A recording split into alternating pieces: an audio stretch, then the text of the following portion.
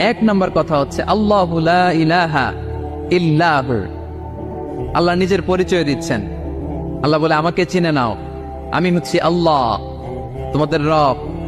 লা ইলাহা ইল্লাহু, তিনি ছাড়া কোনো ইলাহ নাই। আছে? আল্লাহ ছাড়া আমাদের কোনো ইলাহ আছে? বাঁচানেওয়ালা আছে? তরানেওয়ালা আছে? মুক্তি দেওয়ার কেউ আছে? আমাদের বাঁচাতে পারেন, রক্ষা করতে পারেন, মুক্তি নিশ্চিত করতে পারেন একজন সত্তা। তিনি কে? তার নাম কি? সবাই বলেন। আল্লাহ নামটা জপতে আপনার কষ্ট লাগে তো কেমন লাগে? ভালো লাগে?